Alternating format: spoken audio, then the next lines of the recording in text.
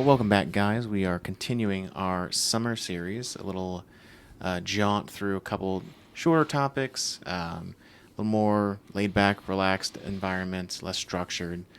Just to kind of have conversations that maybe we don't talk about specifically on the website or through originals and stuff like that. So last week we talked about change, and so this week we're talking about what happens when you're both tired. I'm tired. So it's interesting that we're talking about this because a friend of mine, he's going through the season of singleness. And just talking through from my perspective of 5 years married versus his perspective of being single for a while and trying to get into the dating game. Sure. And what it looks like when it comes to coming together as a group or a couple, and what that workload looks like. And because from my perspective and what I've always looked at is when you're working towards a common goal, it usually doesn't equal 50-50. It never equals 50-50. 50 on me, 50 on the other person. Right. And unfortunately, sometimes that can feel like, well, if I'm doing 90% of the work and my wife's only doing 10% of the work, it can almost feel like, well, am I compromising too much? Sure. For her to do less.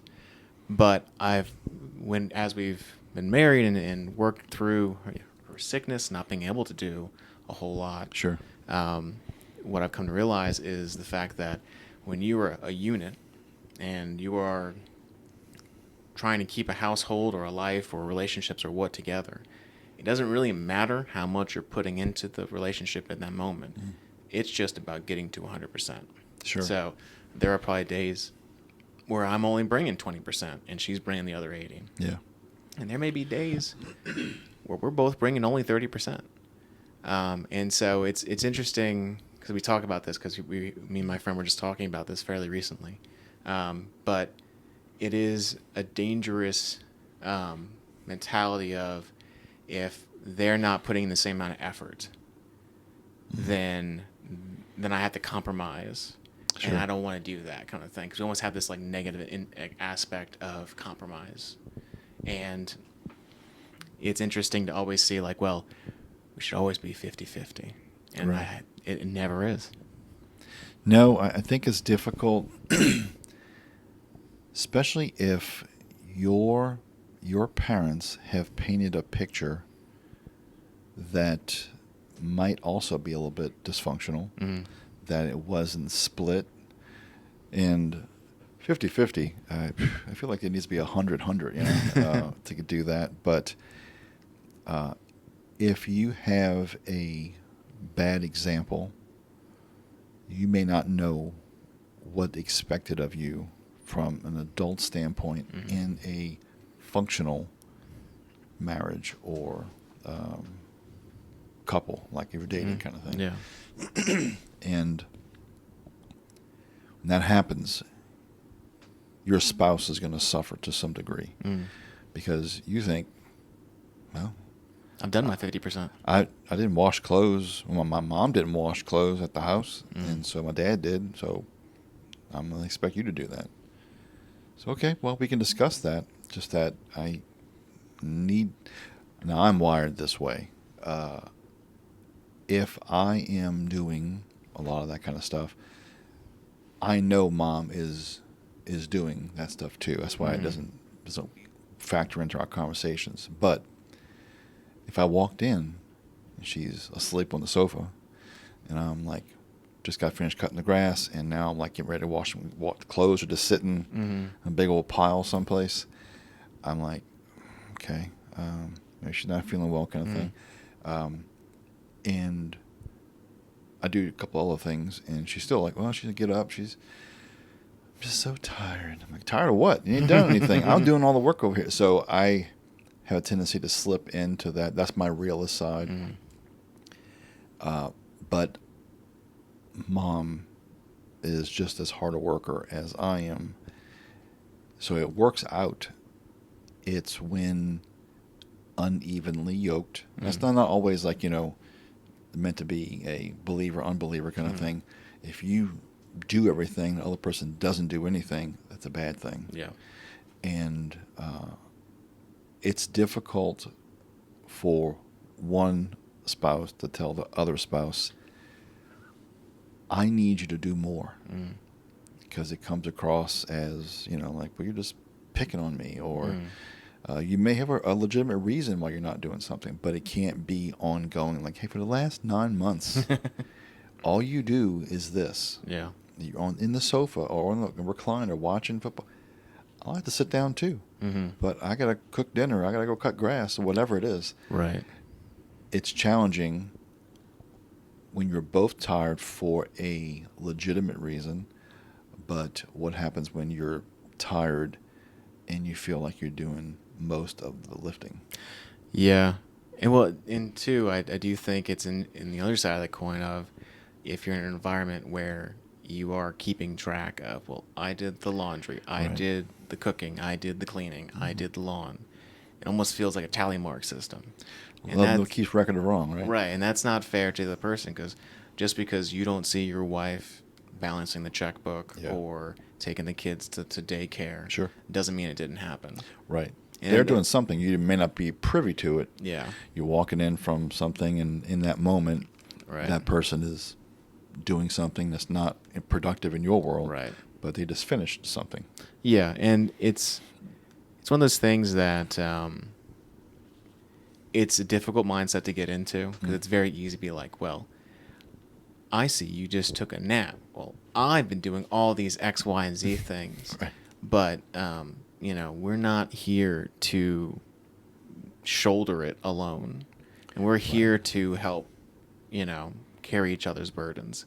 And, if your goal is to be like, well, I need everything to be 50-50, whether it comes to finances, housework, whatever. Sure. You can try being upfront with that. I don't know many people who'd be down with that, because even giving 50% every day would be difficult, because there's going to be bad days and days you can give more or whatever. Sure. But at the end of the day, it's making sure that even if we are tired or out of sorts or not be able to give 50%, that we still love on that other person, and make sure that, we at the end of the day are not holding that against them of like, well, I'm going to take a break day because you always take a break day, or, Sure. I deserve this, or X, Y, and Z.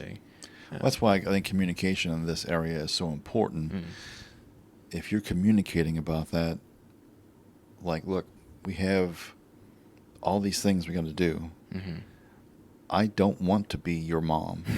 I don't want to be a parent to you. Right. You're a grown person. Understand what comes with that role in being an adult. Yeah.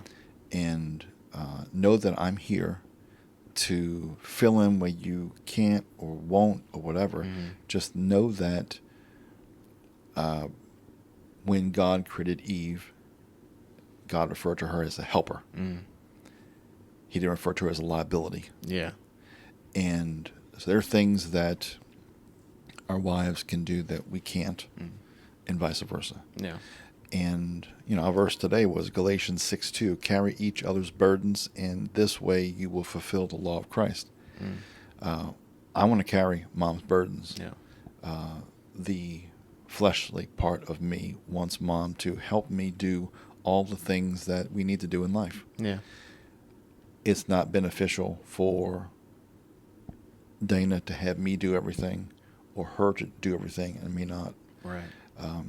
You stunt that person when you do everything. But me, TJ, you should be doing everything and doing it with love. Right. If your ulterior motive is, I'm gonna go clean the toilets, so my wife will cook dinner, or Right, like bargaining, if it's a bargaining chip to you, that Sure. that is the wrong, and it is. My wife would appreciate me cooking dinner for us this Yeah. weekend to take something else off her plate, or whatever the case may be.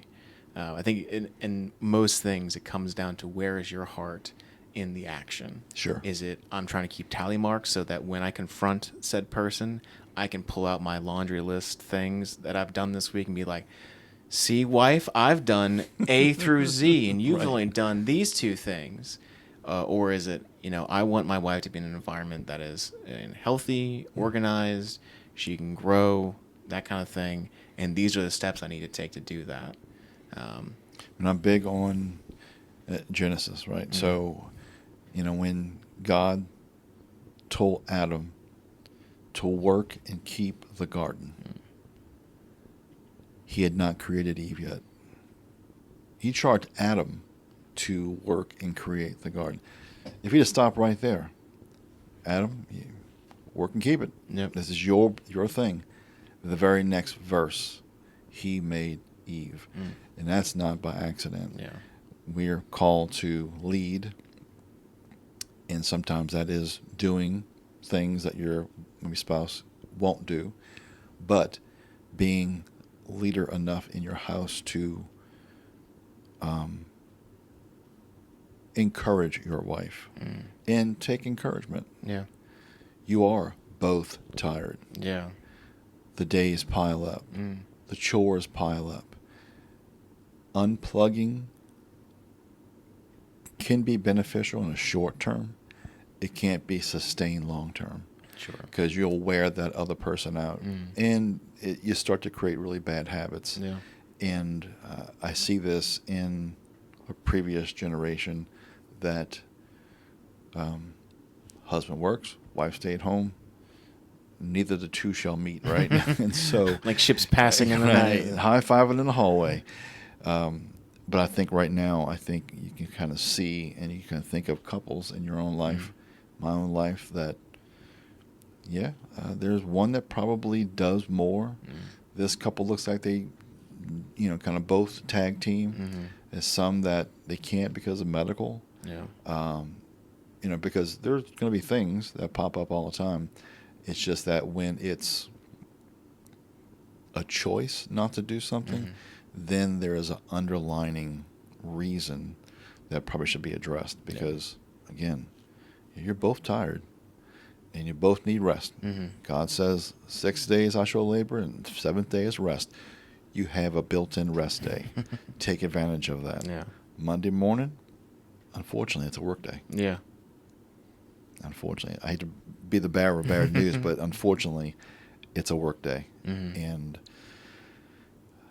I think it's a challenge. I think in marriage, just like money, or sex, or family, I think the stress of the day, the tiredness, also weighs on a marriage. Sure. And how you handle that with each other is definitely a sign of maturity. I think you see one guy's like, look, I wash the dishes all the time at home. I have no problem doing that. So we were someplace down in New Orleans, actually, and we were cleaning up. I started doing dishes, and that person was like, oh, no, you have to do that. I'm like, I do this all the time. What are you talking about? I don't know if every couple overlaps, as much here and there, or if every couple is just kind of completely unique. That, well, I don't like doing laundry. Yeah. And you like it. I can't go push the lawnmower. You can, that type of thing. Yeah. But as long as it is benefiting both, then I think you both can be tired but have the opportunity to get refreshed. Yeah, and I think it's a very, flesh focused pitfall, right? Of like, no, I'm going to be the most tired. So I'm the one. No one's as tired as I am. You don't know what I've been through. Let me tell you. Right? It's always like this competition of, well, no, you don't understand how tired I am and all the stuff I've been through. And very few times we go, well, how tired is my spouse right now? Sure. What are they going through the days? Because, I know that... It's a fine line between tired and lazy. Sure. You're like, okay, look, you use this twisted ankle excuse a couple of weeks in a row now. I think you're just being a little lazy, that kind of thing. Sure. But, yeah, it's...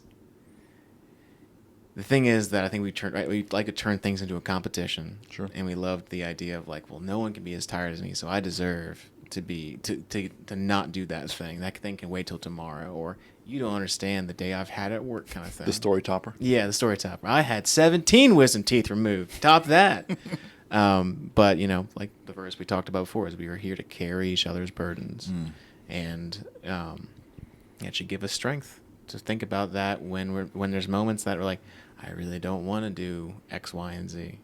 We are called to carry the burden. Yeah, I mean, you can see that the fleshly part of this conversation is the bulk of it, but from a spiritual standpoint, I mean, Christ, no one was as tired as him carrying that cross to the Calvary, right? And so, if someone takes your your shirt, give them your tunic as well, kind of thing. You walk 1 mile, go another mile, kind of thing.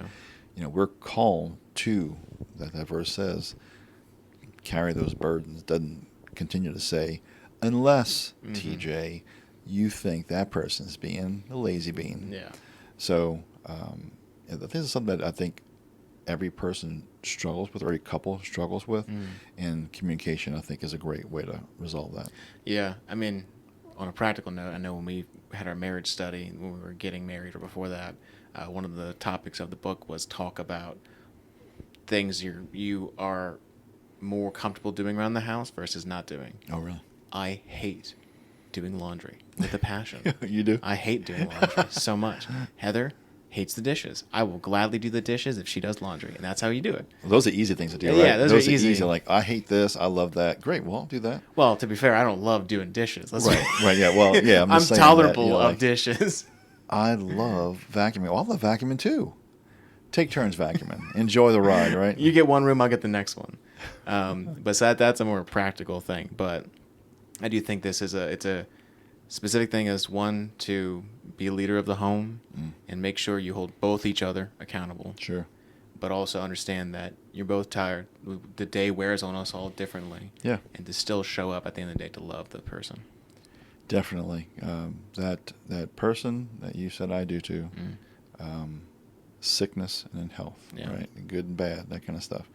So, as we wrap this up, if you get a chance to visit Uncommen.org, we have a membership that's set up for monthly as well as annual. And in spite of the summertime exodus, we're still here. It's still there for you to take part in. We have a ton of content, a lot of devotions and things on this kind of topic of marriage. Yeah. So I want to thank you for the sponsor of Studio 490. Yeah. We could not do this without Studio 490, hands down. And so I appreciate that support and ongoing effort. And so as we land this plane, Joshua, hit him with it. You're going to be something, be uncommon.